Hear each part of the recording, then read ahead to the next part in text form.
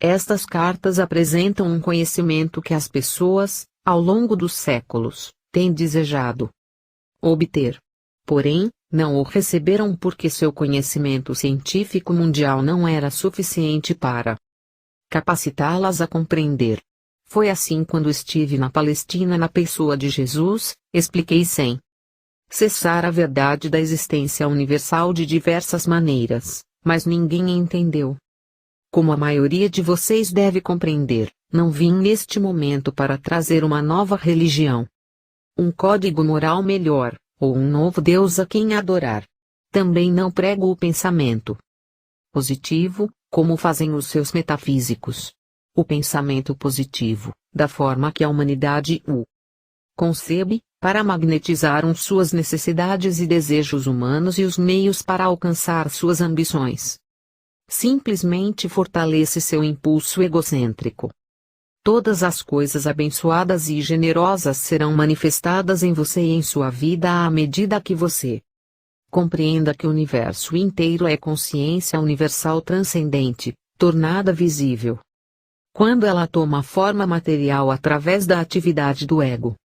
O verdadeiro propósito de sua jornada espiritual é o de livrá-lo da escravidão do ego e o de fazer o mais puro contato com a consciência divina. O seu destino final é o de reconhecer a sua onipresença, tanto dentro de você como também em todas as suas atividades diárias. O seu objetivo espiritual supremo é chegar a um momento espiritualmente elevado em que você finalmente compreenderá que sua mente humana e seus desejos são finitos. Portanto, eles nunca poderão levar você à felicidade e à realização que experimentará quando abandonar a sua individualidade e vier à consciência divina pedindo unicamente pelo caminho mais elevado, pela vida mais abundante e pelo verdadeiro propósito espiritual, que você somente pode cumprir em seu estado terreno. Assim, para ajudar você a alcançar este alto ponto de compreensão, detalharei as origens e função do ego. Enquanto contemplo o seu mundo, vejo uma dimensão atualmente controlada pela força do ego. Todas as coisas más em sua decadente sociedade atual, em suas enormes cidades sem alma, surgem da força do ego. Essa é a fonte de toda atividade cruel, mentirosa e pervertida que está atualmente em operação em seu planeta. Essa força controla os meios de comunicação, a TV, as famílias e nações, produz as guerras em todo o planeta, cria um miasma turvo de energias de baixa consciência, que as entidades espirituais elevadas percebem e que é por demais horrível de se contemplar.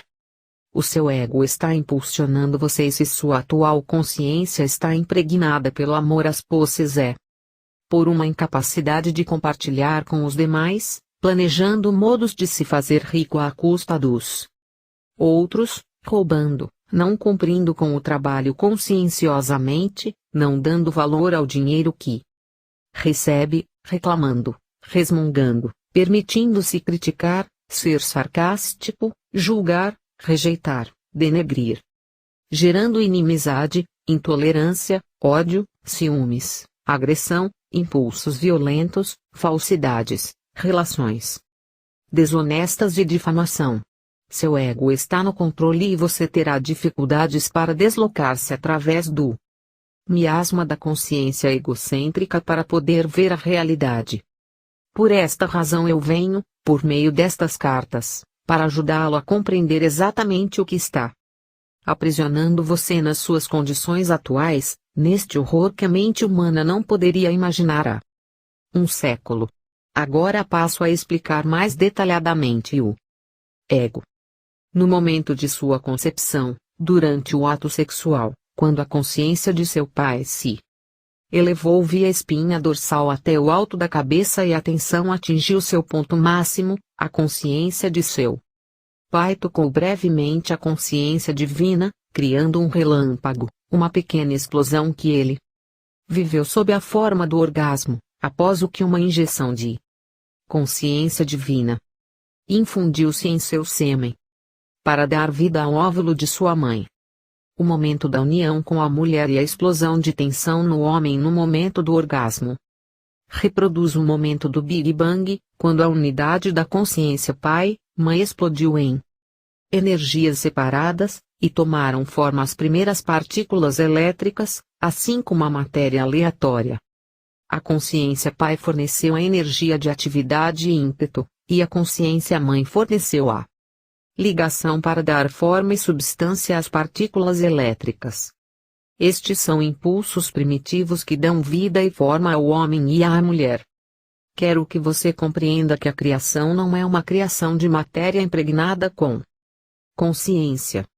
A criação é a forma visível dos impulsos originais atraídos e reunidos em formas e entidades individuais, todas expressando facetas e combinações diversas dos impulsos originais, em uma imensidade de maneiras diferentes. Portanto, os impulsos originais são a realidade que seus olhos, ouvidos, olfato e tato dizem ser de matéria sólida. Porém, na realidade são impulsos de consciência individualizados com a finalidade de serem experienciados, compreendidos intelectualmente e emocionalmente apreciados. No momento da concepção, quando o sêmen se une com o óvulo e acontece o acasalamento, os cromossomos de consciência masculina se unem aos cromossomos de consciência feminina. Esta é uma união física da consciência do sêmen de seu pai e da consciência do óvulo de sua mãe, projetada pelo divino. E assim, os cromossomos de consciência masculina e feminina levam gravado padrão genético do DNA do pai e da mãe.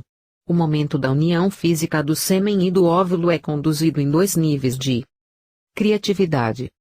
A injeção da consciência divina se tornou sua alma corporificada na união da consciência humana do sêmen e do óvulo. O corpo físico foi criado, impulsionado pela consciência pai-mãe-vida, a qual controlou a atividade e a ligação das células conscientes, produzindo gradual crescimento e desenvolvimento de seu corpo físico, que é realmente a consciência tornada visível em cada nível de seu ser, e nada mais. A alma permaneceu como uma chama inviolada, metáfora, da vida pai-mãe profundamente entrelaçada nos impulsos físicos de atividade, ligação, repulsão. Isso se converteu em sua individualidade e personalidade terrenas, incorporados nos transcendentes impulsos de vida da consciência divina Pai, Mãe, esses impulsos de consciência agora se encarregam do processo de criação de sua consciência física e se tornam a força impulsionadora de sua personalidade. Juntos, atividade e ligação trabalham para construir uma célula consciente após outra, segundo as especificações da consciência contida nas moléculas de consciência do DNA. Tanto a personalidade como o corpo são os produtos desses impulsos humanos de atividade, ligação, repulsão. Enquanto a consciência universal permanece para sempre em equilíbrio no espaço, e, portanto, imperceptível nesse mesmo espaço, em frequências vibratórias, os impulsos primitivos de atividade, ligação, rejeição trabalham juntos na dimensão visível, aparecendo aos seus sentidos sob a forma de eletromagnetismo. Tanto a consciência universal como a sua alma permanecem inalteradas no silêncio e quietude do equilíbrio no espaço. A criatividade da consciência terrena toma lugar no espaço-tempo e nas frequências vibratórias variáveis da consciência materializada. Assim, você assume a forma viva e continua a existir em duas dimensões, uma invisível, a consciência divina, a outra, visível, é tudo que o ser humano vivo pode sentir ou compreender. Até que o desenvolvimento espiritual eleve as frequências vibratórias de sua consciência humana até o plano espiritual e um vislumbre de entendimento entre em sua consciência terrena. Enquanto este processo de iluminação gradual continua, a consciência humana elevada trabalha então conscientemente tanto na dimensão invisível quanto na visível. Quanto mais elevadas são as frequências vibratórias da consciência individualizada, mais elevadas perfeitas são as formas criadas na mente, quanto mais baixas são as frequências de vibração, mais separados da perfeição universal do amor são as formas criadas na mente individualizada, totalmente possuída pelo impulso do ego. O ego controla o desenvolvimento do feto desde o momento da união do sêmen com o óvulo. O novo pequeno ser torna-se de imediato o eu que sente satisfação e insatisfação no útero, dependendo da sensação de conforto ou mal-estar e do que ocorre à mãe. Quando você nasceu, ao ser separado do conforto do útero que o guardava, seus instintos de sobrevivência, impregnados com o profundo conhecimento original do ser criado existente em cada célula viva de seu corpo, o levaram a respirar e o tornaram consciente de um vazio e de uma perda emocional, que você sentiu como um vazio físico e uma necessidade de nutrição física. E assim nasceu o choro de seu ego. Quando chorava, sua mãe lhe dava de mamar, o que era profundamente satisfatório, tanto física como emocionalmente. Quando suas necessidades eram plenamente satisfeitas, podia voltar a um estado de equilíbrio no sono. Quando você despertava desse equilíbrio, sentia uma sensação de insegurança, o equilíbrio estava agora dividido em conhecimento mental e emocional. Você recordava que sua mãe e seu leite representavam a satisfação da necessidade de segurança, e assim você chorava de novo, então as suas necessidades eram satisfeitas novamente. Assim se desenvolveram os seus impulsos do ego. Você às vezes chorava, e humanamente decidiam que ainda não era hora de alimentá-lo, deixando chorar durante algum tempo. Isso trouxe para você a consciência de que as necessidades nem sempre eram satisfeitas de imediato e que havia a necessidade de se adaptar. Você escolhia a raiva e chorava com mais força, ou escolhia a aceitação. Sua escolha de reação dependia das características do impulso do ego gravadas em sua consciência ao nascer. Nenhuma das formas de impulso do ego deve ser condenada ou julgada. Elas são o resultado natural do fator criativo do ego, que assegura a individualidade. Como expliquei em minha última carta, o ego é o guardião da individualidade. Se você não tivesse sido infundido com esse impulso para chorar pelo que deseja para ser feliz, ou de recusar o que o entristece, você estaria à beira da não existência. Se não saísse correndo ou pedisse ajuda quando estivesse em perigo, poderia morrer. Se não tivesse chorado, exigindo alimento, ao nascer, poderia ter morrido de fome. Se não tivesse acolhido com prazer o leite ou mamar, se aninhando afetuosamente à sua mãe, talvez nunca tivesse desenvolvido uma carinhosa proximidade e ligação com ela. Sem o impulso do ego não haveria criação, nem individualidade, nem satisfação das necessidades, nem proteção, nem respostas calorosas e nem amor humano. Sem o impulso do ego não haveria autodefesa, nem autoproteção, nem sobrevivência. Por outro lado, o impulso do ego, o eu primário do indivíduo, está agravado somente com a necessidade de autossatisfação e de sobrevivência. Durante a infância, o eu do ego é governado pelo que você gosta e pelo que não gosta, pelos desejos, pela recusa do que não quer e pelos hábitos formados na constante repetição dos sentimentos. Os maus hábitos se estruturam sob a forma de respostas inaceitáveis do ego às experiências pessoais e ao ambiente, e são gravados no inconsciente, ou no subconsciente, onde permanecem ocultos. Eles surgem em padrões repetitivos de comportamento, quando a memória de circunstâncias e modos de comportamento anteriores, inconscientemente, trazem-nos à mente. Então, a mente subconsciente e a mente consciente começam a trabalhar juntas para desenvolver a personalidade. Grande parte do comportamento se torna comportamento condicionado e é muito difícil de mudar. Quando a pessoa está inconscientemente programada com fortes hábitos egocêntricos de pensamento e comportamento, e encontra dificuldade para viver com os outros em harmonia, Essa pessoa dirige-se a um psicólogo para que a ajude a desvendar a complexidade de seus problemas mentais, emocionais.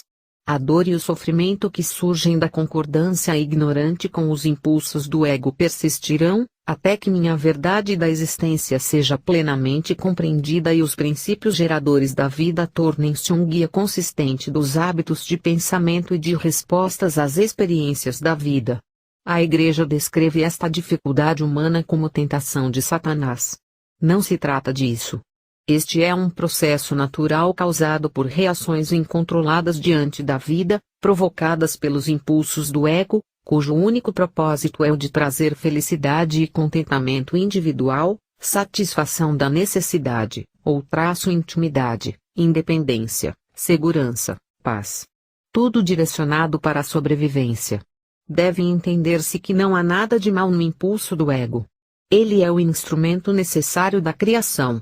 É o indivíduo por si mesmo quem provoca os desequilíbrios na vida, ao dar ao impulso do ego o pleno controle de sua personalidade, sem pensar ou ter consideração por outras pessoas. Isso também não deve ser julgado, nem criticado, uma vez que a pessoa que está possuída pelo impulso de seu ego não conhece outra maneira de pensar ou de operar dentro da dimensão terrena. A criança nada sabe sobre o autocontrole além daquilo que os seus pais e mestres da escola ensinam para ela. Portanto, os erros que comete ao responder perante a vida com os seus altos e baixos só podem ser aceitos com bom ânimo pelos pais e mestres, uma vez que a criança não tem compreensão do que a está impulsionando. Se ela quer algo, o quer imediatamente e se pergunta por que não pode tê-lo. Não há nada mais em sua mente do que isso. Ela vê algo de que gosta, e o quer. É cruel dizer a uma criança bruscamente, não pode tê-lo. Isso insulta e agride o seu sistema inteiro. Desde a mais precoce infância, o processo de educação da criança deve iniciar-se com lógica e confiança, afirmando seu direito de sentir-se seguro em seu ambiente. Seu sentido de segurança deve ser desenvolvido pela explicação da maneira correta de expressar os seus desejos. É o amor, e não a irritação ou a raiva, que deve escolher as palavras que expliquem à criança por que não pode ter o que quer. A criança escutará a mensagem quando for dada com amor. Quando for dada com impaciência, provocará seus impulsos do ego mais profundos e começará a assumir a forma de ressentimento, aberto ou oculto, ou um sentimento de frustração profundamente arraigado, que fere o ego, reduzindo o sentido natural de valor próprio da criança. Uma criança necessita possuir este sentido natural de valor pessoal que não deve ser subjugado ou destruído. É necessário que os pais e os mestres sinalizem à criança, muito claramente, que as outras pessoas do mundo também têm necessidades, seus direitos sobre suas posses, seus desejos de paz e prazer. Ninguém, criança ou adulto, tem o direito de perturbar outra pessoa com a finalidade de obter a sua própria satisfação. Se uma criança bate em outra e isso a faz chorar, é natural que a criança agredida, pelo impulso de seu ego, queira reagir de volta. Ela está programada para defender-se do outro. Isso requer que pais e mestres ensinem às crianças que a vingança em um conflito somente aumenta, trazendo mais dor para cada criança e, por esta razão, a vingança não tem sentido algum. O melhor é optar pelo riso e contornar a situação. E em lugar de permitir que continue na mente a irritação e a dor, é melhor levar o problema à consciência divina em oração, pedir que a dor seja removida de sua consciência, e buscar um modo de reconciliação. É necessário também ensinar à criança a tirar tempo para compreender que ela e a outra criança são igualmente nascidos do momento divino. Quando uma criança é espiritualmente receptiva, pode converter em hábito o processo de identificar sua afinidade espiritual com as outras crianças e com todo ser vivo, e reconhecer que os direitos dos demais são iguais aos seus próprios, assim ela terá recebido o maior dom espiritual possível. Desta maneira, enfraquece-se o impulso do ego pela prática e aplicação diária do amor inspirado, enquanto o eu original da criança permanece forte e seguro de si mesmo. Deve-se ensinar à criança os benefícios do riso, que descreverei e explicarei em uma das próximas cartas. Portanto, O ensino qualificado e sensível é absolutamente necessário para levar a criança a considerar os direitos dos demais como iguais aos seus próprios direitos. Esta é a lei espiritual que deveria predominar no lar e nas escolas. Qualquer outra lei que julgue as circunstâncias é defeituosa e sem equilíbrio. A melhor instrução dependerá, não da vontade do professor e da atitude de porque eu disse e pronto, mas de uma referência sistemática, em cada circunstância, ao amor fraternal e aos direitos iguais para todos. Ao mesmo tempo, uma criança não deveria ser doutrinada no autossacrifício, uma vez que este tipo de cuidado deve ser desejado e originado somente das percepções e objetivos espirituais do indivíduo. O autossacrifício nasce da iluminação espiritual, do seguir um caminho mais elevado, do negar o pequeno eu a fim de eliminar as barreiras do ego que obstruem a capacidade de sintonizar-se com a universalidade da consciência divina. O verdadeiro e iluminado autossacrifício leva a consciência espiritual às alturas da alegria. Não há nenhum tipo de sentimento de perda. Para descrever melhor a realidade da alma e do ego, quero que você junte as mãos, com as pontas dos dedos tocando as pontas dos dedos e os punhos juntos, deixando um espaço entre as mãos em forma de concha. As mãos representam a concha da consciência humana de uma pessoa, o ego. O espaço entre as mãos representa corretamente a alma, nascida da consciência Pai Mãe Vida no momento de sua concepção. Enquanto para os sentidos humanos isto aparenta ser nada, isto é, na realidade, uma ramificação da totalidade e da integridade da consciência divina, da qual todas as coisas criadas se originam. Suas mãos, com o espaço no meio, representam o eu. Suas mãos, direita e esquerda, representam duas potentes forças do impulso magnético do ego. Elas representam as forças de ligação, rejeição, mas ao mesmo tempo, elas são a representação das energias físicas que a ciência conhece como magnetismo, ligação e repulsão. Agora, a partir da sua mão esquerda, dobre a mão direita fechando-a e visualize que a utiliza para conseguir o que quer da vida. Ela representa, também, o que sua consciência humana percebe como a atitude ambiciosa perante a vida. Concentre-se neste exercício e observe que sua mão direita representa a força magnética da natureza, o vínculo, a atração, a gravidade evidente em toda a natureza. É a fonte de todo querer e desejar. É o impulso magnético que está sempre direcionado para conseguir o que seja necessário ou muito desejado e prazeroso na vida. Este impulso magnético tem a intenção espiritual de ser dirigido para os propósitos edificantes, ganhando, sustentando, construindo e alcançando. Se não houvesse outras pessoas ou criaturas vivas no mundo, o impulso magnético poderia ter pleno domínio em uma personalidade e não causaria nenhum dano. É somente quando se tem que levar em consideração as outras pessoas, outros seres vivos, ou suas posses, ou seres queridos de outros, que o incontrolado impulso magnético que atrai, liga, agarra e retém se torna uma doença da personalidade, se não está equilibrado com as necessidades de todos os outros seres vivos.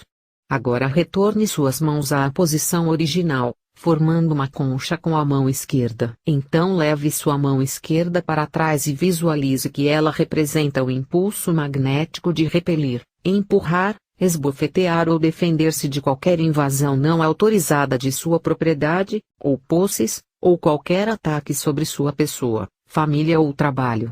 Esta mão esquerda representa o impulso magnético de rejeição cuja intenção espiritual é a de assegurar privacidade e segurança em sua vida. É uma arma legítima quando sua sobrevivência física ou emocional está em jogo, contanto que você sempre se lembre de que cada ação sua é um padrão eletromagnético de atividade e atração, repulsão em consciência que repercute, e no final se exterioriza, na forma de um ataque similar sobre si mesmo.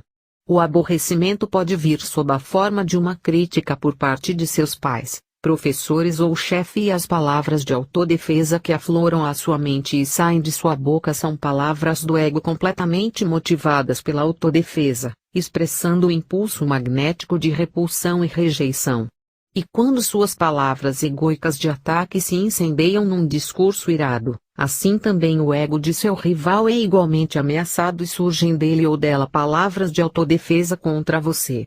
O que pode ter começado como uma ação adulta necessária, apontando algum erro e uma maneira melhor de atuar, frequentemente é entendida, por um ego sensível e autocentrado, como um ataque pessoal. O que deveria ter sido um instante de crescimento transformou-se em um tempo de conflito, raiva, possíveis lágrimas, ressentimento contínuo e mútua hostilidade.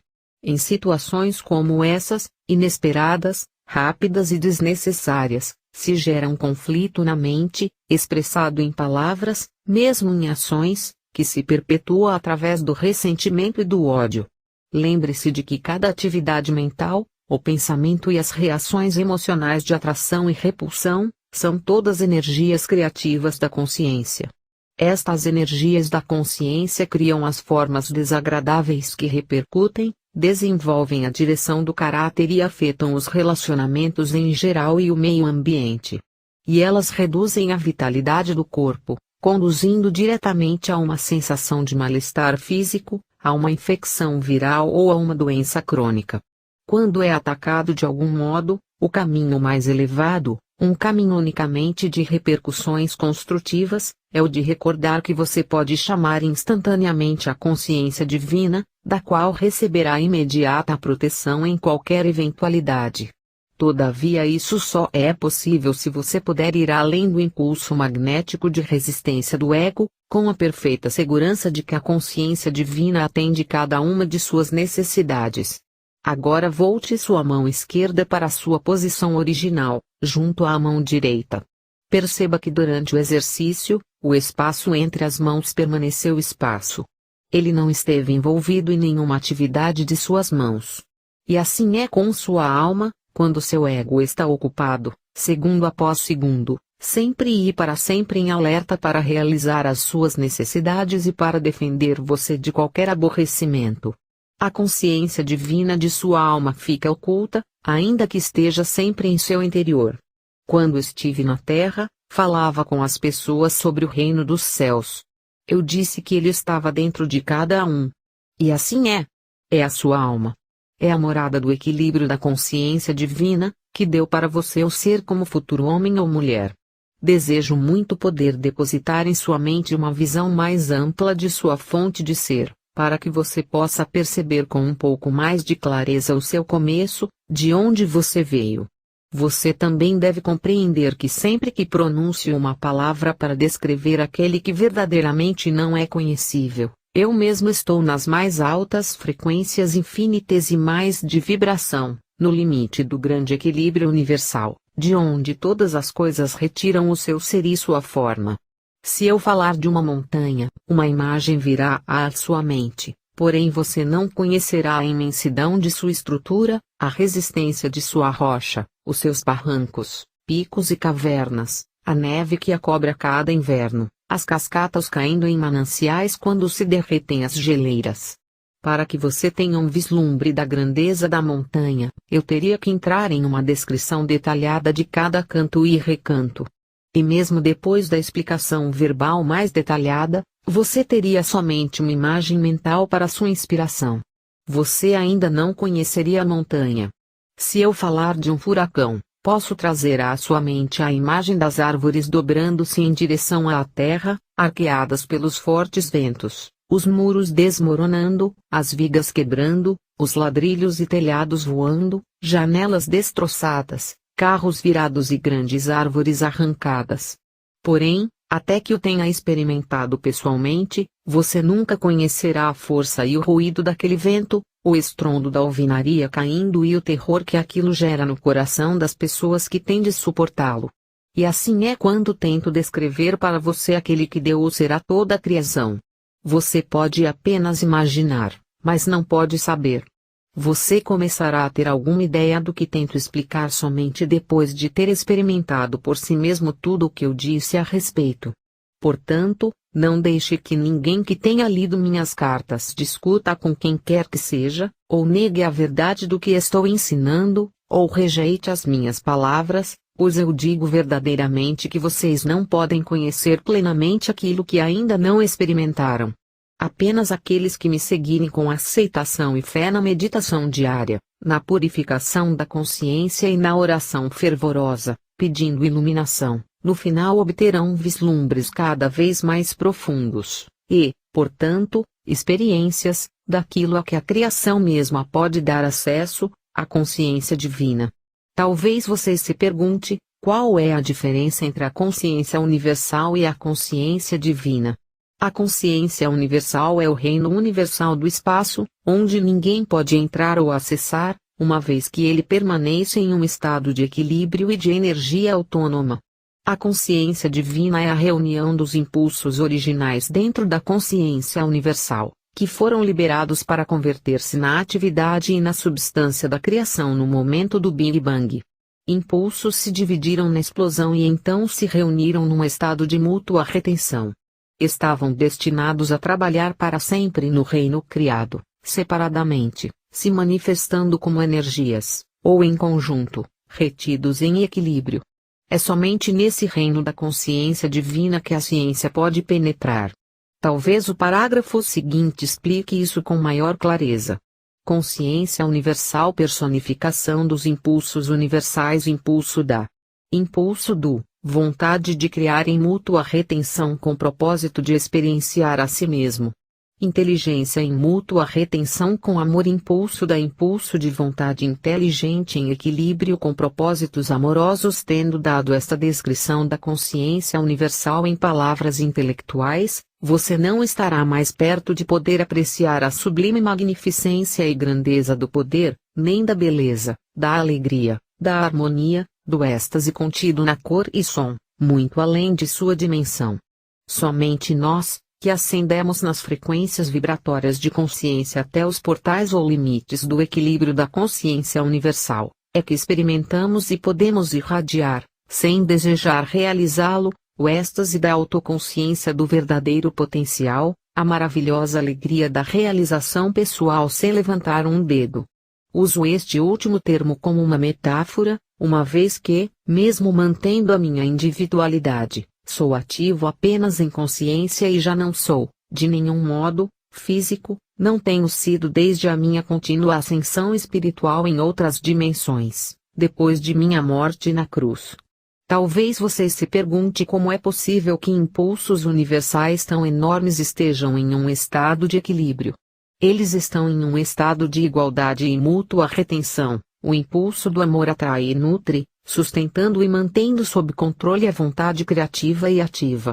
Só posso explicar este fenômeno usando estes termos simples: se colocar a palma de uma mão em cima da palma da outra, com as pontas dos dedos de cada mão tocando o pulso da outra mão, e tentar separá-las, ao mesmo tempo que as mantém firmemente apoiadas uma sobre a outra, terá alguma ideia do significado de equilíbrio ou retenção mútua.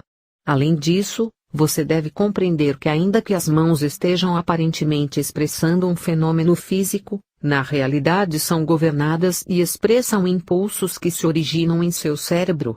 Seu cérebro pode ser o veículo para expressar ideias conscientes, impulsos, mas, na verdade, o impulso é a realidade de todo movimento de todo tipo, e não o cérebro físico, que é simplesmente um instrumento de expressão de tais impulsos.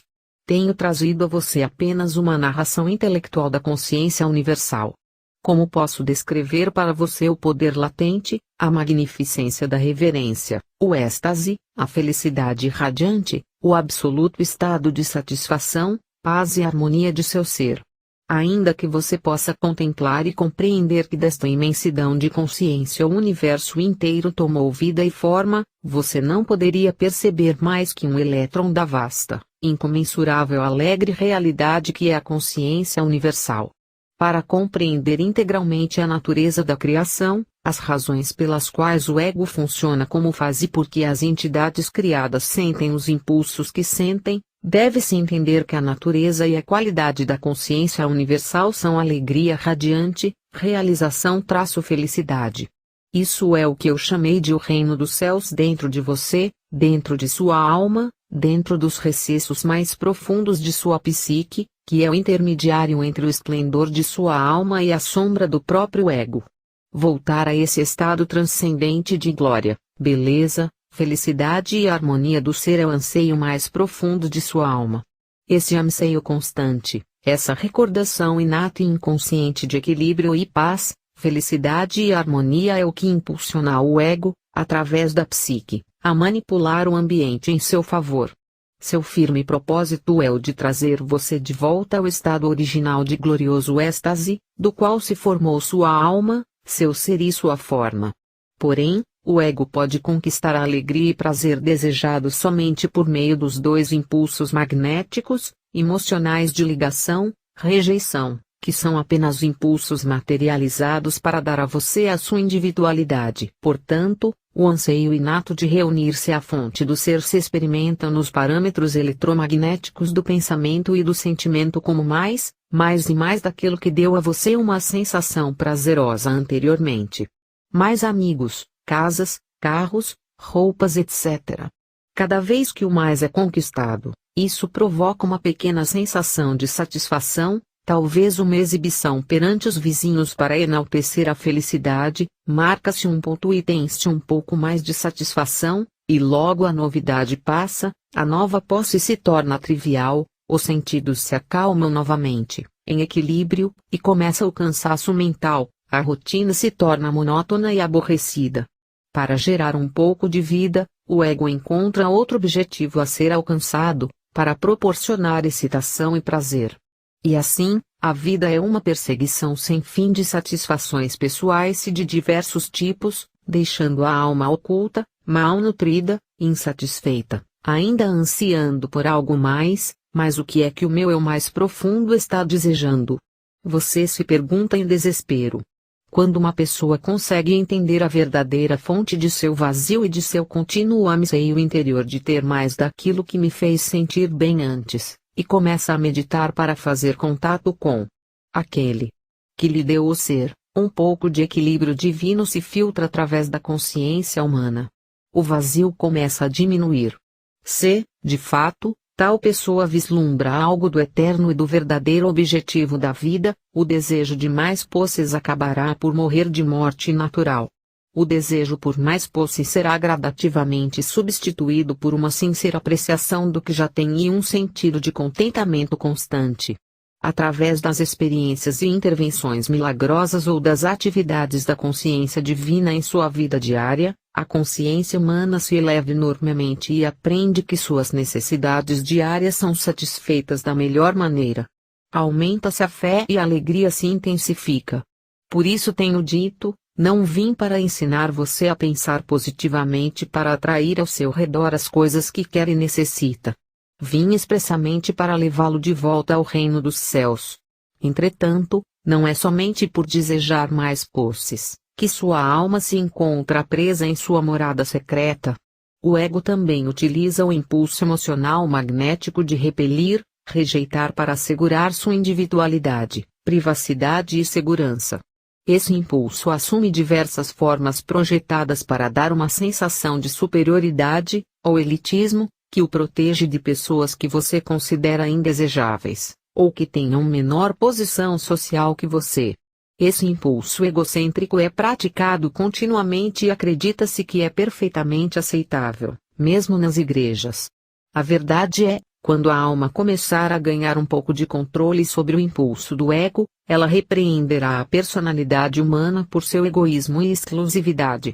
Ela exigirá da psique adotar o amor incondicional e a crença na universalidade e na unicidade de todas as pessoas, não importando quem sejam. Quem sabe, agora, você possa entender mais facilmente como e por que a criação de sua individualidade, por meio do ego, formou a grande cápsula dos impulsos físicos, que produziu e encerrou sua consciência humana, criando tanto sua forma física como sua personalidade humana. Uma vez que governa sua mente e emoções, pensamentos e sentimentos, ela impede você de fazer contato com a fonte de sua vida e com sua alma.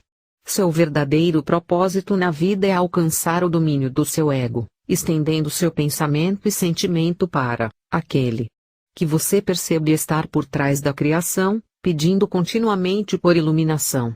Este é o primeiro passo que uma pessoa deve dar em direção àquele glorioso momento em que fará contato com o divino e, em seguida, prosseguir, através de uma contínua purificação do impulso do ego, até o retorno a esse estado celestial onde nasceu sua alma e de onde procede a sua individualidade.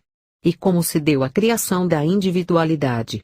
Como disse antes, a consciência universal alcançou o ponto máximo de mútua retenção e houve uma explosão que separou e dividiu o impulso da vontade criativa do impulso de propósitos amorosos, os quais se separaram e se fizeram ativos na criação como Pai inteligência, Mãe amor, vistos como eletricidade, magnetismo, ligação, repulsão, vida. Reunidos em equilíbrio como consciência divina. Vida, portanto, um mundo visível, longe de ser sólido e matéria imponderável, na realidade é mente, atividade trabalhando sempre em conjunto com o emocional, magnético, ligação, repulsão. Também conhecido como atração, ligação. Pai inteligência, eletricidade física e mãe amor, físico-magnético, ligação, rejeição, juntos produziram um filho, o ego. Este impulso de individualidade nasceu e tomou forma consistente e inalterável dentro das energias da criação, para assegurar que as várias forças elétricas expressas como prótons e elétrons e o resto do grupo de partículas descobertas com excitação pela ciência não escapassem voando ininterruptamente em um distante estado sem forma, mas que fossem contidas e controladas pelo impulso magnético, ligação, rejeição da mãe amor, para chegar à manifestação de uma forma. A ciência talvez conteste os parágrafos anteriores, uma vez que ela tem se esforçado bastante para descrever os vários processos de ligação, aplicando diversos termos às energias de ligação.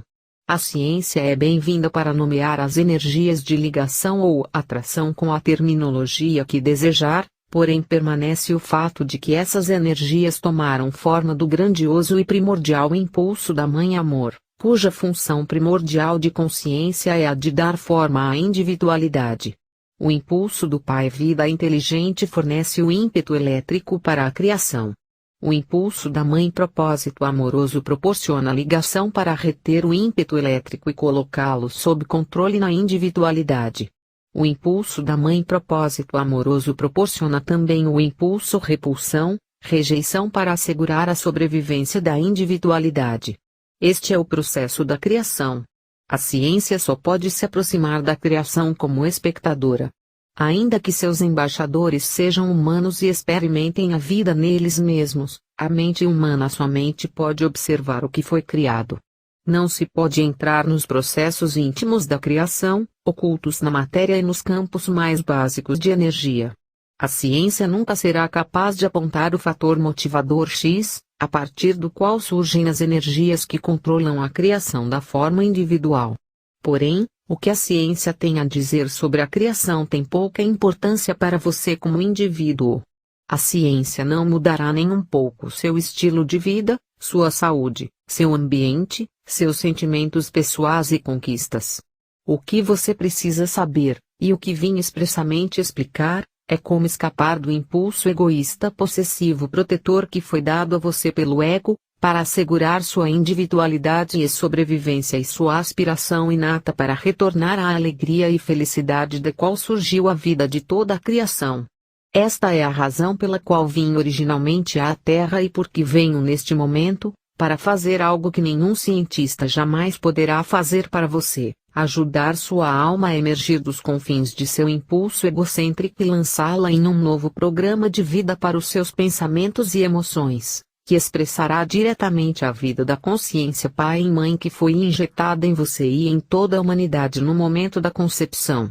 Em virtude do próprio ego possuir o ímpeto elétrico da atividade, criatividade, e os impulsos magnéticos emocionais de ligação, rejeição. O que quer que nasça do impulso do ego através de seus pensamentos, sentimentos e ações estará carregado de vida física eletromagnética que reproduzirá formas de vida idênticas, que serão finalmente materializadas na vida do ego criador. Essas formas criadas não se manifestam apenas como experiências, mas também perturbam o funcionamento dos processos físicos do seu criador e são a origem dos desconfortos físicos, dos vírus ou das doenças. Assim, é causa de grande alegria quando a alma emerge da consciência humana encapsulada pelo ego, pois a consciência espiritual ascendente criará as condições harmoniosas e vivificantes que ela guarda na consciência. Por outro lado, é causa de tristeza quando a consciência humana está submetida ao controle do ego, produzindo aborrecimentos e atribulações nas experiências da vida e na condição física em si. Portanto, digo, se você não gosta de seu mundo, tem o poder dentro de si para mudar as suas condições de existência, exatamente onde você está, se tiver a fé e a vontade constante para fazê-lo. Repito de outra maneira para ganhar sua atenção. Se você continuar no nível atual de pensamento e funcionamento humano, somente experimentará seu nível atual de existência humana.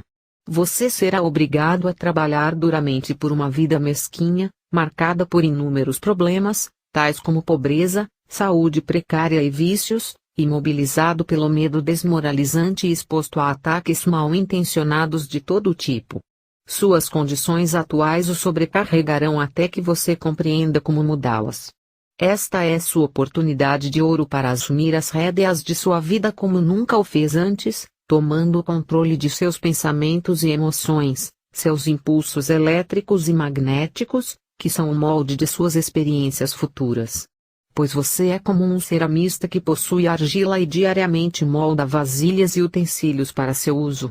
A consciência é a argila, a substância com a qual você cria a sua vida, e cada condição relacionada a ela.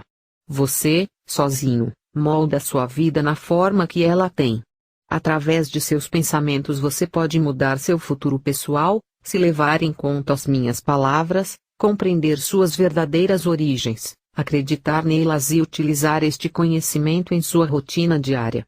Você pode afetar seu ambiente, seu lar, sua família, seu trabalho, as pessoas com as quais se relaciona, assim como também as plantas, os animais e o clima.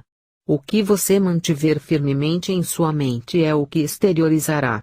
Portanto, é crucial para o seu desenvolvimento espiritual e para seu desenvolvimento pessoal humano que compreenda plenamente tudo o que estou tentando ensinar a você. Não pense que estas cartas que apresento são demasiado difíceis de compreender, passando em seguida para uma maneira mais fácil de encontrar a felicidade. Creia-me, não há verdade nem caminho mais fácil para encontrar o equilíbrio e a felicidade que você procura, porque minhas palavras descrevem a verdade universal da existência e da vida, com a qual você está atualmente construindo ou destruindo sua vida. Ao mesmo tempo, você pode ter certeza de que nunca poderá criar novas condições para você mesmo até descobrir por que e como criou condições negativas e destrutivas no passado. Tudo o que você vive neste momento foi criado e colocado em movimento com pensamentos, palavras e ações no passado. De modo que não se ressinta com suas circunstâncias atuais, uma vez que você mesmo as criou. Seja sensato. Leia estas cartas e dedique toda a sua força e vontade para descobrir os meios que você usou no passado, em sua ignorância, para estragar a sua vida. Em seguida, tome as medidas necessárias para purificar a sua consciência. Talvez você se pergunte, por que devo purificar a minha consciência? Eu digo, você nunca semearia um campo de milho sem primeiro arar a terra e usar o maquinário para plainá-la e espalhar o fertilizante.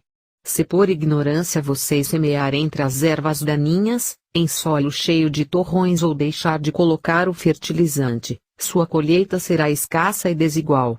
É a mesma coisa quando você mistura em seu terreno pensamentos egoístas e vive exclusivamente do seu conhecimento, força e vontade humanos. Você fica limitado em tudo o que faz. E, inconscientemente, você cria as circunstâncias que limitarão a colheita de seus esforços. No momento em que você perceber de onde realmente veio, busque o poder sobre o qual pode se apoiar para que possa realizar todas as coisas em sua vida, e tome medidas urgentes para limpar as ervas daninhas, e assim, purificando o solo de sua consciência, atrairá o poder que impregnará e fará prosperar as suas experiências e atividades diárias. Poderíamos dizer que o poder é seu fertilizante, Porém isto seria totalmente impreciso e falso. O fertilizante é um alimento químico inanimado para as plantas, enquanto que o poder que você pode extrair através da meditação diária é a vida que irá revigorar todo o seu ser, sua vida e mesmo as suas plantas, os tijolos de sua casa e suas instalações, muito além do que você acredita hoje. As pessoas que empregam toda a sua força de vontade para viver esta verdade veem os frutos inegáveis em suas vidas e, ao vê-los, sua fé e determinação aumentam. Assim, entram em um círculo de bênçãos e ficam surpresas ao constatar que outras pessoas possam resistir a esta verdade e que escolham ficar fora da harmonia terrena e espiritual na qual é possível viver. Se você estiver preparado para ouvir, ponderar e para meditar nas páginas seguintes, começará a compreender o que esteve oculto desde o início da criação. Purificando a consciência enquanto você faz todo o trabalho necessário para a purificação mental, emocional, utilize minhas palavras das páginas anteriores que descrevem. Aquele que trouxe você e todo o mundo para a existência visível, e construa um estado de consciência e contato com a sua poderosa consciência divina. Desse contato virá a inspiração e a força para efetuar a purificação mais rapidamente. Enquanto acontece a purificação, você experimentará uma nova felicidade e realização em cada faceta de sua vida. Você também receberá instruções inspiradas para a sua vida diária, seja durante a meditação ou como um raio de luz em sua mente quando está em paz e pensando em algum assunto rotineiro. Se não descartar ou rejeitar estas instruções e segui-las, fiel e cuidadosamente, estará dando seus primeiros passos para converter-se, finalmente, em um grande semeador e colhedor de ideias criativas de muito êxito em seu ambiente. Tudo o que estiver conectado com você florescerá e prosperará. Tudo responderá e o abençoará com nova vida. Se você se disciplinar em meditar diariamente com dedicação inalterável, finalmente começará a sentir uma resposta e influxo daquele que lhe deu o ser, e as palavras que você utiliza ganharão um novo sentido. Elas serão preenchidas com a vida universal. Você ficará cheio de alegria e extremamente contente, porque então saberá que o poder é real, ativo em sua mente e em sua vida. Você começará a contar, cada vez com mais confiança, com o poder que começa a manifestar-se em seus assuntos.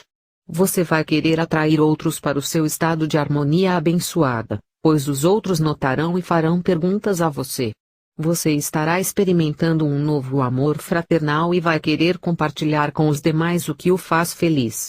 Nunca será demasiado insistir nesta verdade, a necessidade de meditar, uma vez que muitas pessoas deixam a busca e a autodisciplina da escuta diária, antes de ter purificado sua consciência totalmente e de ter chegado a esse estado de purificação interior tão necessário para estabelecer um perfeito contato com a consciência universal, a fonte de seu ser. Quando você faz contato, coisas que parecem milagres acontecem. Isto é o poder universal começando a tomar forma e se desenvolver em sua alma, corpo, mente, coração e circunstâncias de vida. Eu digo a verdade, você pode confiar em minhas palavras sem reservas. Se você perseverar, chegará o momento em que realmente sentirá o contato e saberá que o fez. Então terá alcançado o momento mais crucial em seu desenvolvimento espiritual, humano. Durante algumas horas, muitas almas se sentem elevadas e alegres, antes que as preocupações diárias se intrometam em suas mentes e elas racionalizem a experiência, explicando-a em termos humanos. Não faça isso, pois, perderá o que foi dado a você. Você atrasará em grande medida seu progresso espiritual. Se você lê estas palavras e tem medo de acreditar nelas, ou acredita que são insensatas, ou sente que perderá o prestígio se acreditar nelas, estará produzindo uma forma criativa em sua consciência, que negará qualquer resposta construtiva que você poderia ter tido originalmente, ao ler esta carta.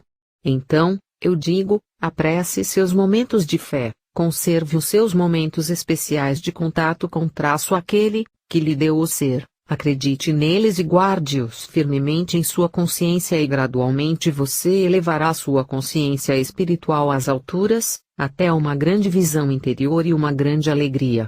Eu repito, não deixe estas cartas de lado. Não posso insistir o bastante na necessidade de pensar nelas, recordar o que dizem. Se não as recorda, volte a lê-las outra vez e outra vez, até que tenham ficado gravadas em sua consciência. Quanto mais você meditar nelas diariamente, mas elas ficarão claras em sua mente e terão um significado cada vez maior para você. No final, verá que elas se tornaram como alimento e bebida para você, construindo sua moral e aumentando sua determinação, para ajudá-lo a transformar as suas condições atuais em um estado de harmonia, amplos crescimento, prosperidade e paz. Grande será a sua inspiração e alegria quando você se der conta de que a imensidão daquele que lhe deu o ser é um poder radiante, de êxtase sublime, que está além de sua capacidade de sonho e imaginação, é a realidade. Ele é a fonte do ser, a fonte de tudo o que você vê em seu mundo vivo natural e em muitos níveis de existência que estão além daquele no qual você habita atualmente. Quando estiver recebendo abundantemente a consciência divina em sua mente, em você mesmo, em cada faceta de sua existência, então começará a ver a enorme diferença. Você voltará a rememorar os momentos de estresse e infelicidade e verá que, gradualmente, as limitações de sua vida terão dado lugar a grandes bênçãos. Isto se torna um processo contínuo em sua vida. Mantenha seu coração firme, verdadeiramente sou eu, o Cristo, quem está chegando a você e ao mundo através deste canal e destas cartas. Quero deixar especialmente gravada em sua mente a maneira como tenho feito declarações nas páginas anteriores para elevar seus pensamentos a um nível mais alto de consciência, descrevendo os benefícios que você tem ao trabalhar para elevar sua consciência, desfazendo-se das tendências negativas mencionadas no início desta carta. Quero que você compreenda inteiramente que vim somente para ajudá-lo a desfazer-se dos pensamentos e emoções indesejáveis, impulsionados pelo ego, que atualmente controlam sua mente.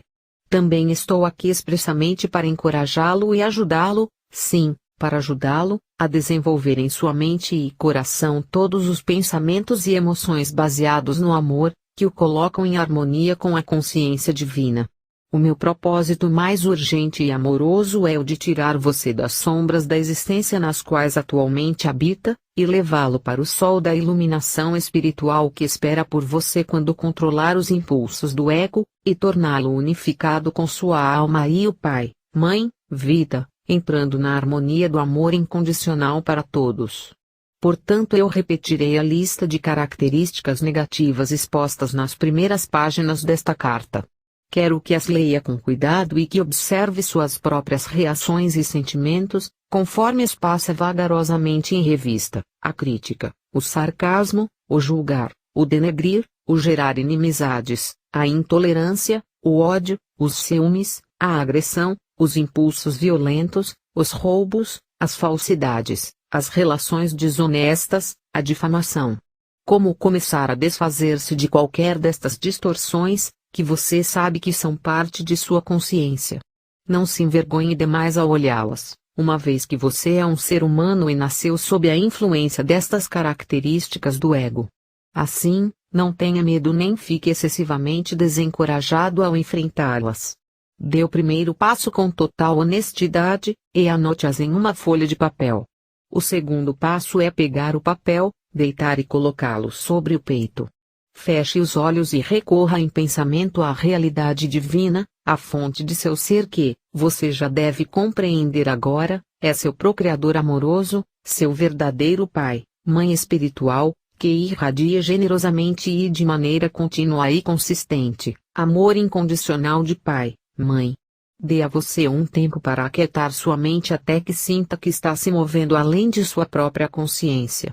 Peça ajuda com fé sincera e espere uma resposta imediata, uma vez que está operando em consciência, para atirar, dissolver e superar os falsos e desnecessários impulsos de rejeição, próprios do ego, em todos os dias no futuro. Com emoção, deixe claro ao seu Pai espiritual ou realidade divina, e portanto para você mesmo, que já não quer mais estas atitudes negativas egocêntricas em sua consciência. Peça inspiração e poder para esforçar-se em evitá-las ou negá-las, deste dia em diante.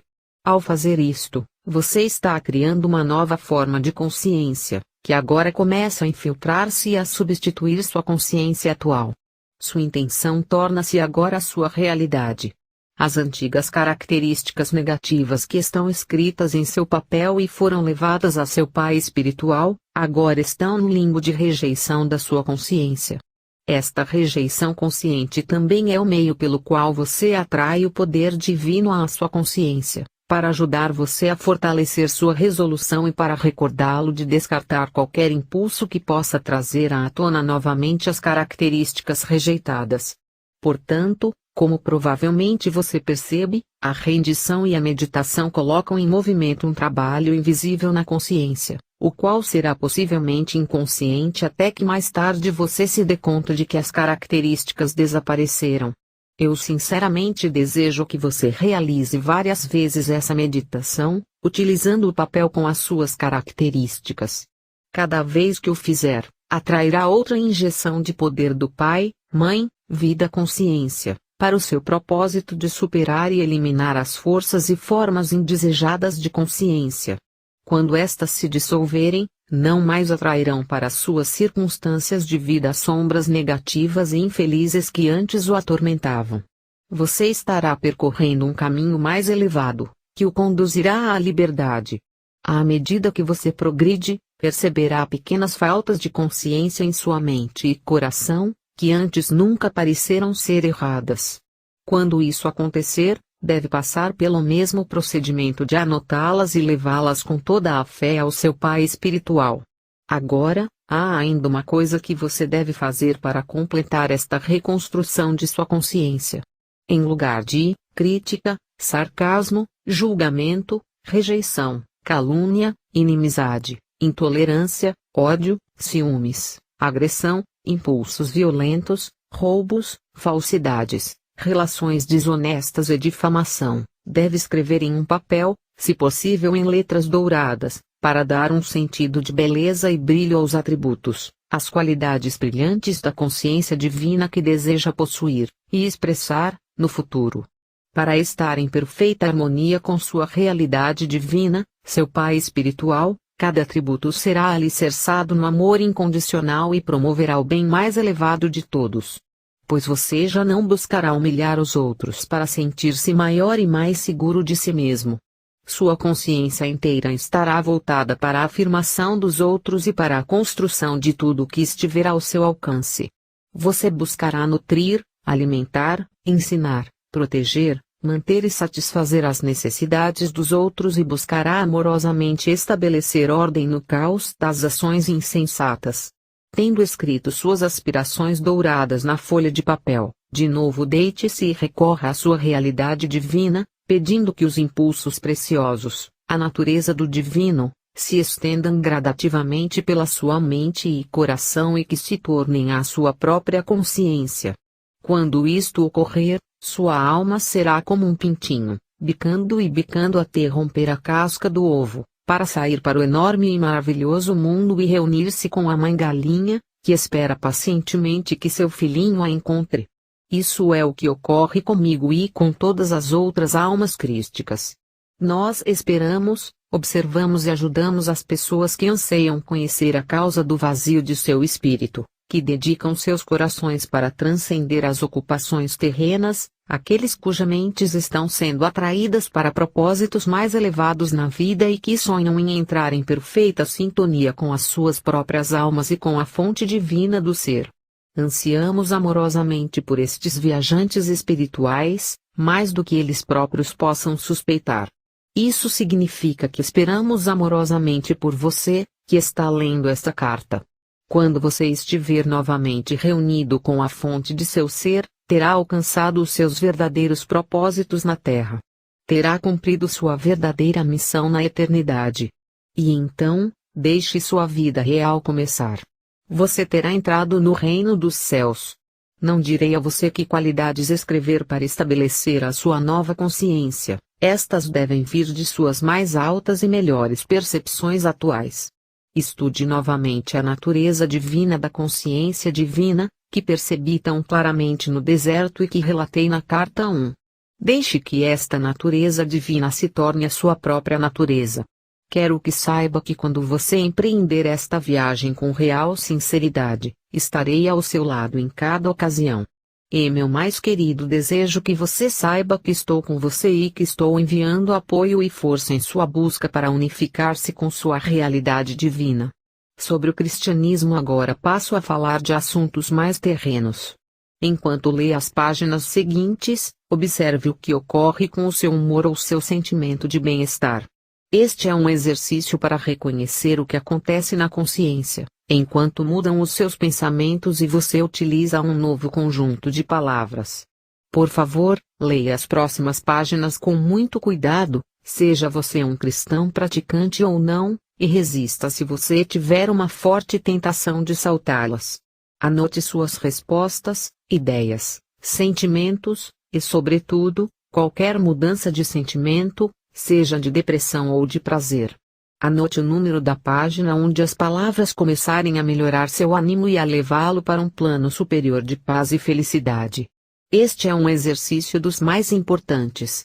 Se não o fizer, você continuará lendo a respeito da consciência sempre, porém nunca alcançará uma profunda compreensão do que é a energia básica da sua existência, da matéria, do corpo e do ambiente, dos acontecimentos de sua vida, de seu humor e de suas aspirações espirituais. Você não chegará a compreender que a consciência é a totalidade, tudo em sua existência e experiência, até que observe como as ideias e opiniões podem elevar ou baixar as frequências vibratórias de sua consciência. Desejo que você se torne consciente das palavras que utiliza em sua vida diária, a qualidade de vida que elas criam para você e o impacto que elas causam sobre os outros, elevando os seus ânimos em paz e alegria ou deixando-os deprimidos e esgotados. Além disso, é minha sincera intenção alcançar aqueles de vocês que atualmente estão vinculados à religião cristã, que estão lutando com o condicionamento religioso passado ou presente e encontram dificuldades para se livrar de suas percepções dos dogmas, a fim de se moverem livremente nas frequências vibratórias mais finas de um conhecimento espiritual superior.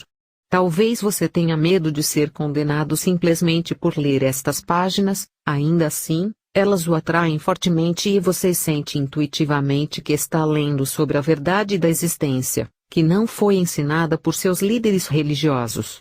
Você está dividido entre sua necessidade imperiosa de conhecer a verdade e o temor de desgostar a Deus, seja qual for a forma pela qual o percebe na atualidade.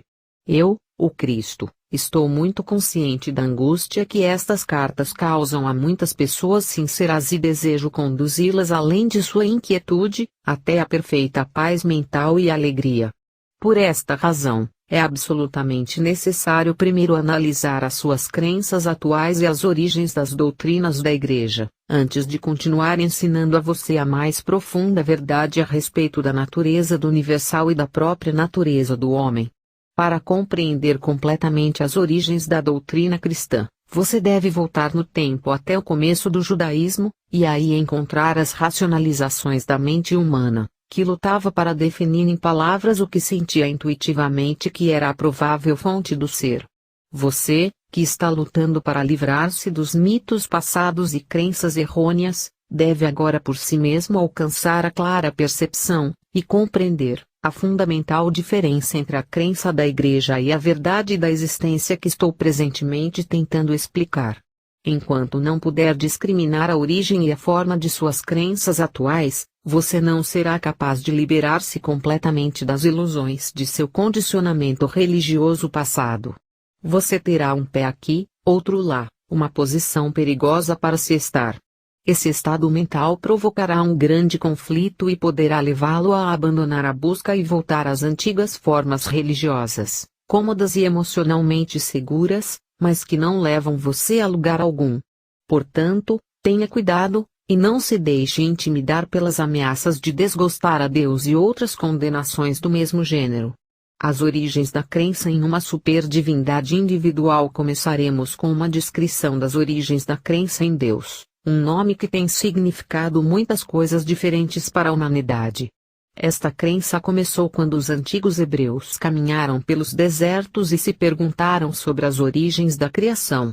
Imaginaram que de alguma maneira, a fonte da criação deveria seguramente ser um super-humano, homem, Deus, invisível e muito superior à terra e à humanidade.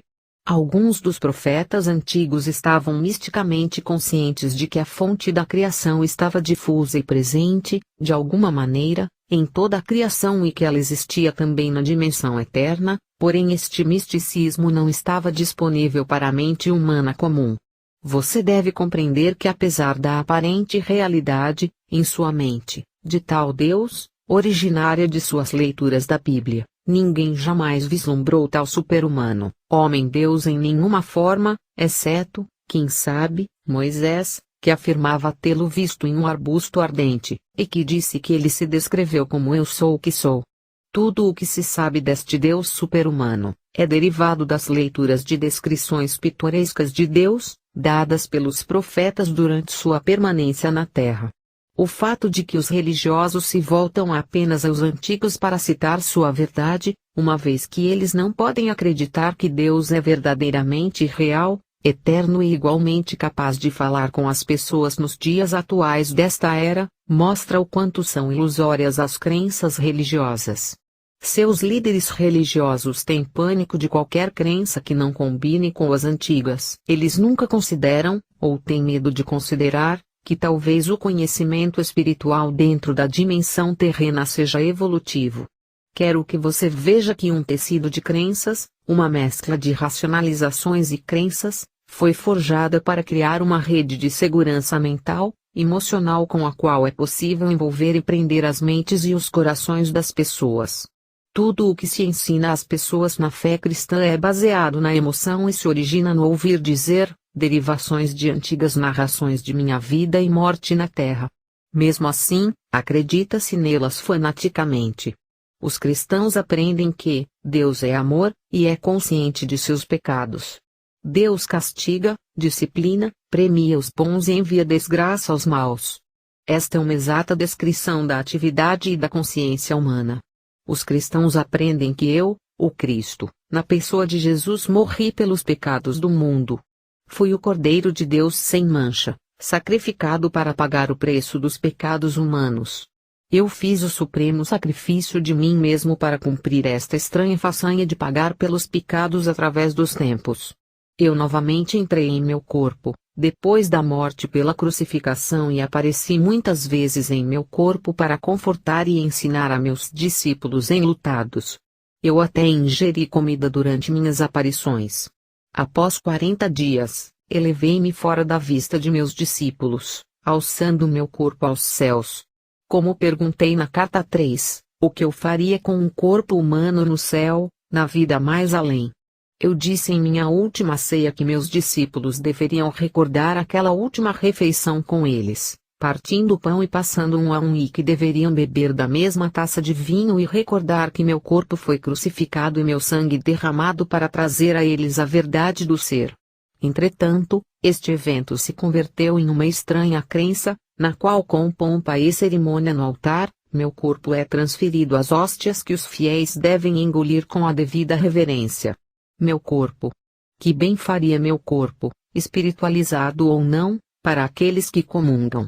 Você percebe como a mente pode ser condicionada a aceitar bobagens ilógicas, que perduram há 2000 anos porque têm sido sustentadas por uma grande hierarquia de papas e cardeais, vivendo em palácios, imensamente ricos e mantidos com grande pompa terrena, em cerimônias prestigiosas. Eu quero que você conheça a verdade sobre aquela fatídica noite, a que chamam de minha última ceia.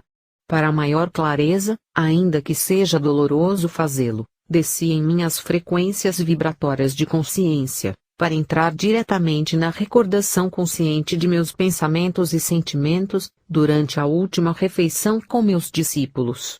Ainda que eu fosse um homem forte, iluminado e seguro de que tinha um destino a cumprir que não poderia evitar, não queria evitar, estava profundamente triste ao começar a refeição, a ceia da Páscoa. Meus discípulos tinham sido meus amigos e tinham ficado ao meu lado em algumas circunstâncias difíceis. Eu estava sofrendo por ter que deixá-los e temeroso por seu bem-estar. O que aconteceria a eles ao ficarem sozinhos, sem a minha orientação e proteção? Dependiam de mim mais do que percebiam. Recordei meus anos ensinando as pessoas. Senti uma profunda sensação de ironia ao recordar a minha volta do deserto. Estava sujo, descuidado, porém literalmente possuído por uma alegre solicitude para com os meus semelhantes e intensamente entusiasmado porque poderia colocá-los no bom caminho, introduzir em suas mentes a verdade sobre a existência, mostrar como superar os seus temores, suas doenças, pobreza e miséria. Eu iria conquistar o mundo. Porém, como tinha sido diferente o resultado. Logo estaria pendurado em uma cruz. Era verdade, entretanto, que eu tinha alcançado muito êxito. Refleti sobre os momentos de cura e a aceitação alegre das pessoas ao Pai amoroso. Eu podia compreender por que o sumo sacerdote e o conselho me odiavam. Ao invés de medo, castigo e sacrifício de animais, eu tinha trazido às pessoas a realidade do Pai, amor, provando isso pela cura de casos terminais. Voltei minha atenção aos meus discípulos, que estavam falando entre si enquanto comiam.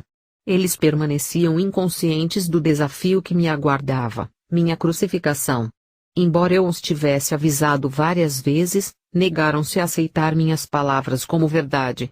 Pensaram que eu começava a ter medo do sumo sacerdote e se perguntavam por quê. Eu já havia conseguido sair de situações ameaçadoras antes. Como era costume na Páscoa, falavam das circunstâncias da fuga dos israelitas para o Egito. João, que tinha uma forte imaginação, fazia um relato vívido de Moisés reunindo os israelitas e dizendo que finalmente iriam deixar o Egito, escapando da escravidão para a liberdade no deserto. Por esta razão, Moisés se dirigiu ao responsável de cada família, para que matasse um cordeiro sem mancha e com um punhado de ervas, marcasse com sangue a porta de sua casa. Moisés disse que anjos viriam voando à noite, atravessando o Egito, matando os primogênitos de todos os egípcios e o seu gado, deixando somente os primogênitos dos israelitas, que seriam salvos pelas marcas de sangue em suas portas. Enquanto os escutava, vendo seus sorrisos e sinais de aprovação para aquele maravilhoso acontecimento, me dei conta, angustiado, de que pouco haviam realmente compreendido de minha descrição do Pai Celestial. Ouvi as palavras de João sobre sangue, sangue e sangue, sangue do cordeiro sem mancha, sangue nas marcas das portas, sangue das crianças e do gado egípcios. Como sempre, me espantei com os séculos de preocupação judia com o sangue e brevemente recordei que Abraão esteve mesmo disposto a matar o seu único filho, com a intenção de oferecê-lo em sacrifício, porque acreditava que Deus tinha dito a ele para fazê-lo. E logo pensei nos sacrifícios diários de animais no templo. Para mim, todo o conceito de fazer correr sangue como forma de pagar pelo pecado, era completamente repulsivo. Porém, fiquei calado e não discuti com os homens. Percebi que suas mentes estavam cheias daquelas tradições, tão sólidas e duras como pedra. Esta foi nossa última refeição juntos, em volta da mesa. Deveria ser um momento de paz entre nós e uma despedida amorosa. Era duplamente importante para meus discípulos, porque a Páscoa era um acontecimento muito sagrado para as suas mentes judias e isso eu teria que aceitar com um espírito de amor e compreensão. Antes daquela noite, eu não havia celebrado a Páscoa, uma vez que a tradição me desgostava. Preferia subir as colinas tranquilamente, para meditar, deixando meus discípulos celebrarem a Páscoa com suas famílias. Por causa daquele hábito, eles não estranharam meu silêncio no momento. Eu estava meio recostado, meio sentado, incapaz de relaxar como costumava fazer, tenso, contraído, compassivamente caloroso para com meus discípulos, ainda que aborrecido com eles. Perguntava-me como poderia deixar para estes seguidores sonolentos e confusos, um sinal efetivo como recordação, algum ritual que trouxesse de volta às suas mentes confusas, tudo o que eu estava tentando ensinar. Eu queria sacudi-los e tirá-los daquela fixação pelo sangue. Enquanto escutava a conversa sobre Moisés e seus atos milagrosos, Me ocorreu que se eles estavam tão preocupados com sangue, então eu daria sangue a eles, para que se lembrassem de mim. Inclinei-me sobre a mesa, peguei o pão e parti em vários pedaços, dizendo bruscamente: eu sou como seu cordeiro pascal. Distribuam este pão entre vocês e peguem cada um a sua parte, comam e façam isto em minha honra, por ter trazido a vocês a única verdade que o mundo já ouviu. Deixem que este pão seja o símbolo de meu corpo, que está a ponto de ser maltratado na cruz. Pararam de conversar e olharam para mim. Vamos, comam, eu disse. Como em um sonho, silenciosamente tomaram um pedaço de pão, passaram-no aos outros e todos comeram a sua parte. Então peguei uma grande taça de vinho e disse para beberem e passarem aos outros. Este vinho é o símbolo de meu sangue. Eu vim para dar a vocês a verdade. A verdade sobre Deus, a verdade sobre a vida. Porém, eu fui rejeitado. Meu sangue correrá por vocês. Novamente, em silêncio, beberam da taça e a passaram entre si. Suas faces estavam tensas, mas não disseram nada. Era óbvio que todos estavam comovidos pelas minhas palavras, que não agradava a eles. Eu sabia que Judas tinha recebido dinheiro para apontar-me aos soldados do sumo sacerdote, quando o momento chegasse. Também sabia que a noite da Páscoa seria aquele momento. Então disse a Judas: vá logo e faça o que tem que fazer. Judas me olhou longamente e via dor e indecisão em seus olhos. Ele estava repensando o assunto, porém o meu tempo havia chegado e eu queria terminá-lo de uma vez. Vá, disse com dureza. Judas levantou-se e saiu da sala. Os discípulos ficaram surpresos pela maneira como eu falava e perguntaram o que Judas iria fazer. Vai dizer ao sumo sacerdote onde me encontrar. Vão crucificar-me, exatamente como eu falei para vocês. Observei, com certo cinismo doloroso, as expressões de seus rostos: dúvida, sobressalto, terror. Logo, brotou uma torrente de perguntas ressentidas. O que iria acontecer a eles? Eles tinham deixado suas casas e famílias por mim. Se eu fosse crucificado como um delinquente comum, eles perderiam uma vida de liberdade e segurança. Eu então disse que iria me abandonar. Com veemência negaram tal coisa, mas o fizeram. Estava demasiado cansado para discutir com eles. Eu tinha me tornado tão forte, tão seguro no conhecimento de que o Pai estava em mim, e comigo, a todo instante, que eu podia me dar ao luxo de perdoar a deslealdade deles. E, ao final de tudo isso, seria liberado de meu corpo e poderia ascender aos reinos de luz, que eu tinha frequentemente sentido, mas nunca visto em plenitude com a visão terrena. Era um pensamento que me trazia profundo consolo e uma feliz sensação de expectativa. Então sorri para eles e disse: é bom que tenham feito o que pedi, em lembrança de mim e de minha morte, que está por vir. Continuem partindo o pão e bebendo o vinho juntos, recordando que sempre os amarei e que ficarei com vocês em espírito, até que se reúnam comigo aonde vou. Não tenham medo, vocês serão guiados, serão inspirados, serão fortalecidos e falarei claramente com vocês. A minha única advertência é esta: no futuro, muito do que tenho ensinado a vocês será esquecido. Muito do que disse será descartado pelo pensamento humano, ou distorcido pelos mitos humanos. Logo houve pânico e um clamor: como será isso? Sorri e levantei as mãos: falo do que acontecerá em um futuro distante.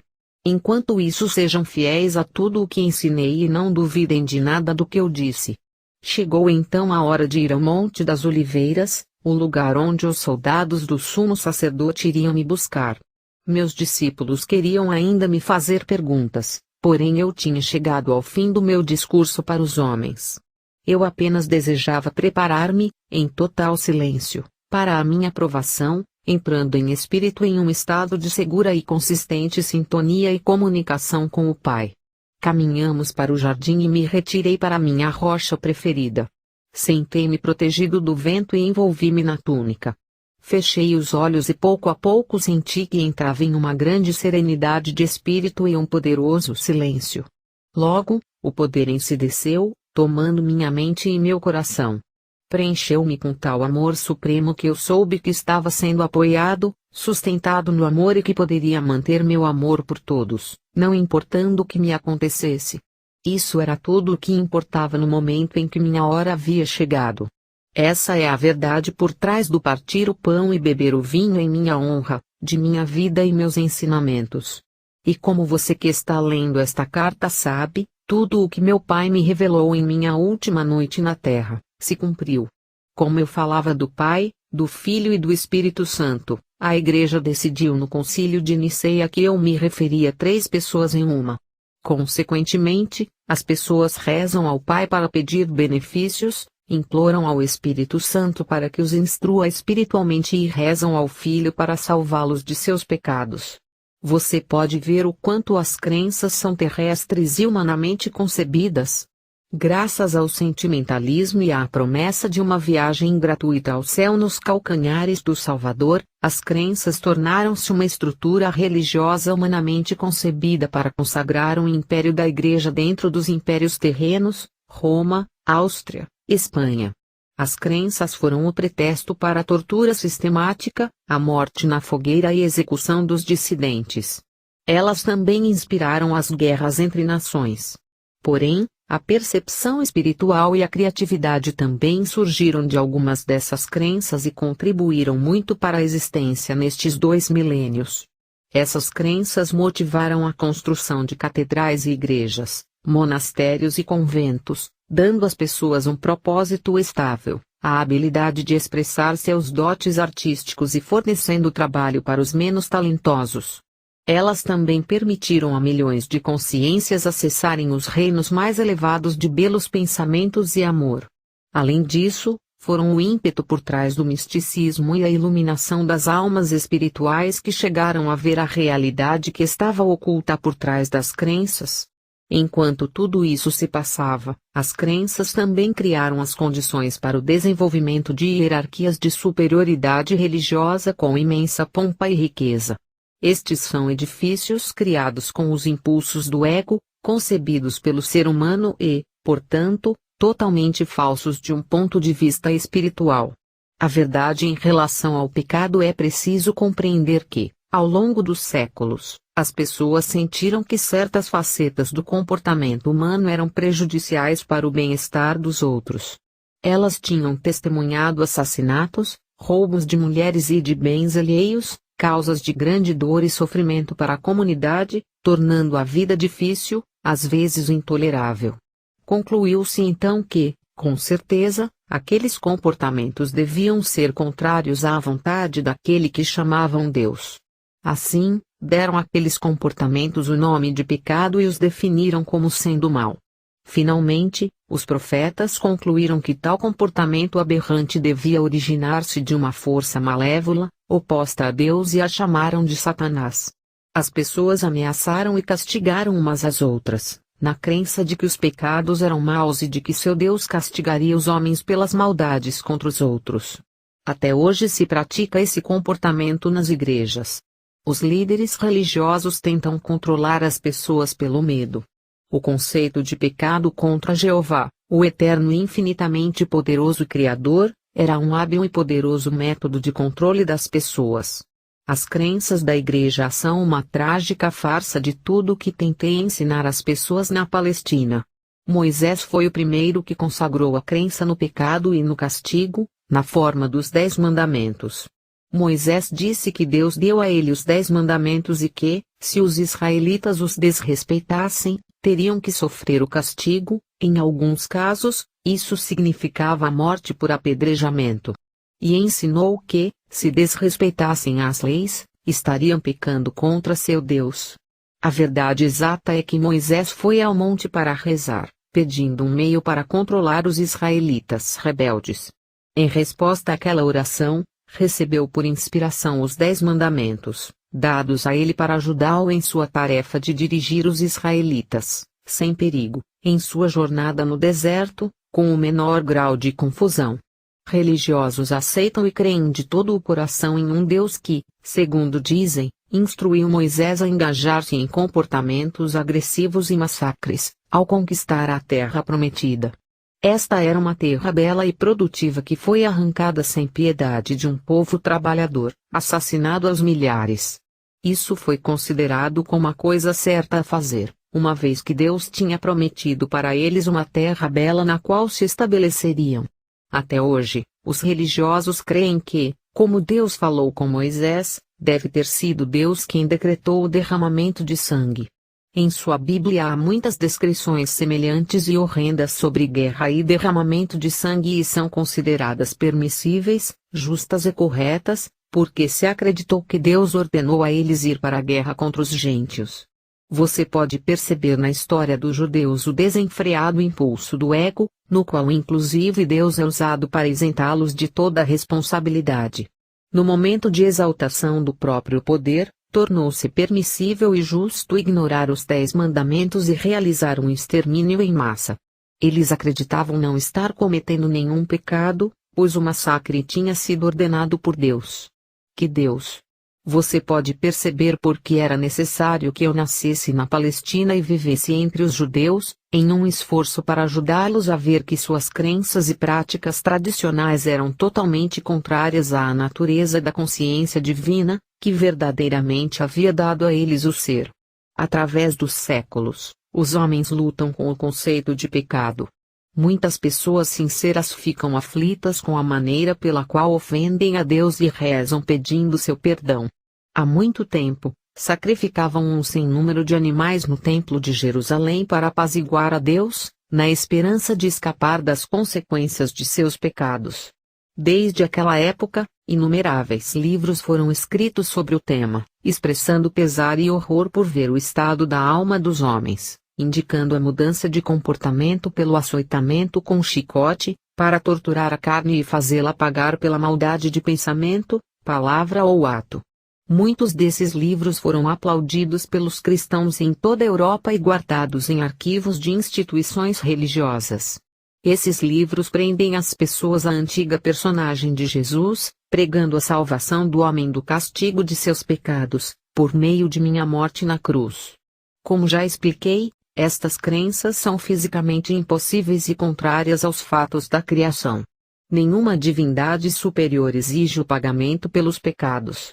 Este é um conceito inteiramente humano, e pagão. Qualquer tipo de derramamento de sangue, com o propósito de realizar ritos religiosos, é paganismo. O que a Igreja Cristã tem apresentado aos seus seguidores é uma versão glorificada do paganismo.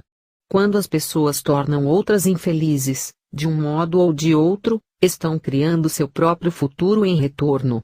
Não como retribuição, mas como uma atividade consciente de criação.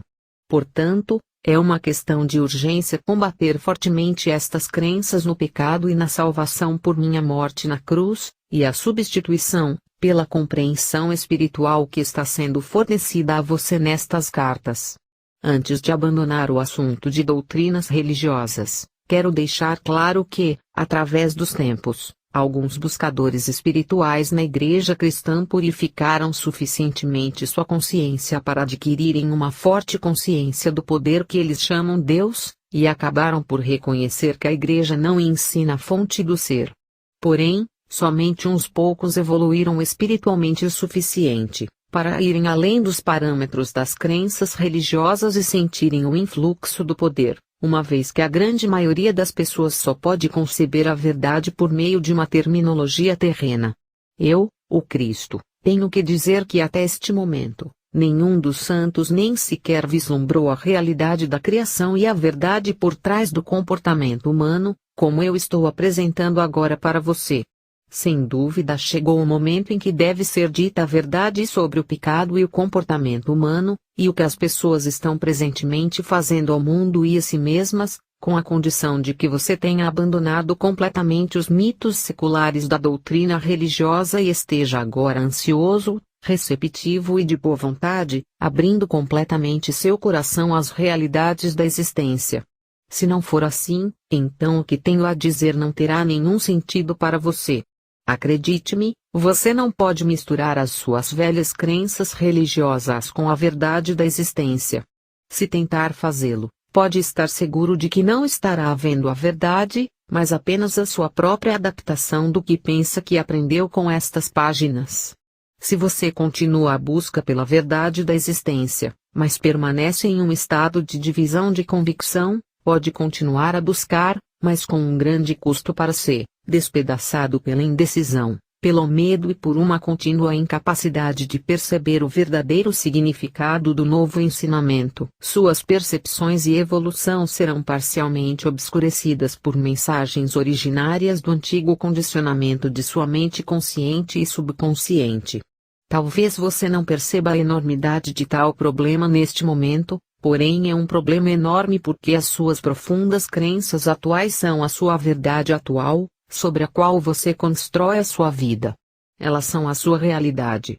Suas convicções e crenças fortemente enraizadas podem ser completamente ilusórias, porém se você crê inteiramente nelas em seu subconsciente, elas se tornam absolutamente reais para você. Mesmo que estas novas ideias que contradizem as suas crenças possam chamar a sua atenção, a sua consciência estará dividida e trará a você tremendo mal-estar e angústia.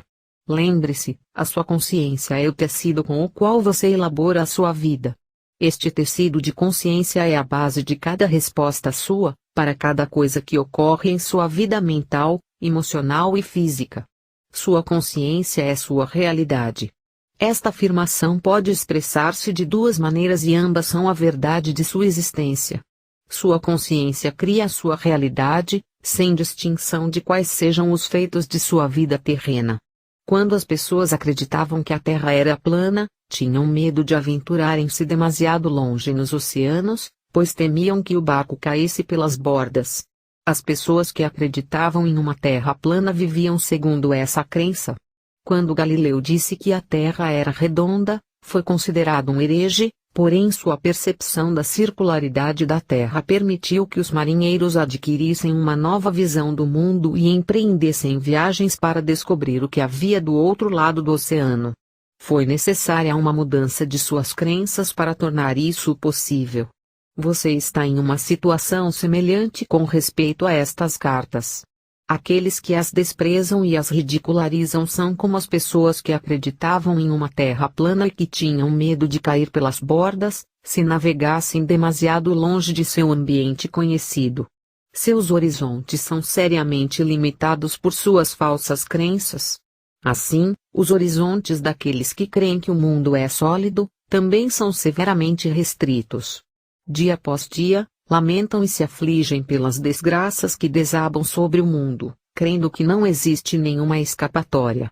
Porém, as pessoas que puderem captar e dar as boas-vindas à verdade da consciência que atualmente estou apresentando ao mundo serão como aqueles que perceberam que poderiam viajar sem limites pelos oceanos, em todas as direções, com a condição de que tivessem a vontade de empreender tal viagem. Portanto, seu estado de consciência é o que você deve considerar como o mais importante em sua vida. Não as suas relações, posses ou posição na vida. Cuide de sua consciência e todas as bênçãos, em todos os aspectos de sua vida, virão a você. Por meio de sua consciência, você se alimenta de amor, harmonia, alegria e beleza interior, até em um beco de um bairro pobre. Com tal consciência, você será removido das ruas do bairro pobre para um ambiente mais compatível com seu estado interior. É assim que se sai de circunstâncias desagradáveis. Com base em tudo o que foi dito, você deveria agora ser capaz de ver que somente você cria a qualidade de seu mundo interno, esteja em uma prisão ou no comando de um navio. E pode melhorar seu ambiente, irradiando sobre ele a força da vida que anima o seu pensamento. E mais uma vez, sua consciência é a sua realidade, não o seu marido ou esposa, filhos, lar, jardim, posses, títulos, lugar de trabalho ou amigos. Pois, seja qual for o lugar que as pessoas e suas posses ocuparem em sua consciência, bom ou mau, esse lugar é apenas a sua percepção pessoal sobre eles. A realidade dessas pessoas não é verdadeiramente conhecida por ninguém. Ninguém tem acesso à bondade inata oculta em um caráter aparentemente negativo. E também ninguém pode suspeitar dos impulsos e desejos ocultos de um ser humano aparentemente bom. Sua vida externa se apoia apenas em sua consciência. Ela não cria ou determina, nem pode fazê-lo traço suas respostas conscientes. Você é o criador de suas respostas. Seu tipo de criação depende inteiramente de suas mais profundas percepções e crenças a propósito da existência. Além do mais, você pode, a qualquer momento, escolher desmantelar gradualmente o seu antigo mundo interior, com a finalidade de criar um reino interior mais harmonioso de amor crescente, vitalidade e alegria, ainda que os seus objetos exteriores, pessoas ou posses, continuem sendo os mesmos. O poder espiritual do tecido de sua consciência irradiará para o exterior e será absorvido pelas pessoas, plantas, tijolos e cimento, por tudo o que o cerca nas imediações. Ocorrerão mudanças e melhorias claras em tudo o que está no seu ambiente. Este é seu destino nesta vida, ou em vidas futuras chegar a esta plena e completa realização. Quando isto acontecer, você colocará o pé no caminho da maestria de si mesmo e então gradualmente avançará para tornar-se um verdadeiro mestre de seu mundo de consciência humana, interpenetrado e assistido pela consciência divina. Eu, o Cristo, recomendo a você esta carta. Eu o pus na plena posse de alguns dos fatos importantes da criação, que permitirão que você transcenda o ego, o guardião de sua individualidade, e volte à universalidade do ser, da qual você realmente veio. Você tem em suas mãos os meios pelos quais pode entrar no amor, alegria e realização pessoal incondicionais. Lembre-se de que eu disse a você que anseio pelo progresso do viajante espiritual. Enquanto avança pelo caminho que tracei para você, haverá momentos de confirmação de que estou de fato com você em sua jornada. Você o verá, conserve sua fé nisso. Em todo momento, eu o sustentarei no amor divino, pois sou amor divino em ação. Acredite nisso, e encontre descanso em minha consciência que o envolve.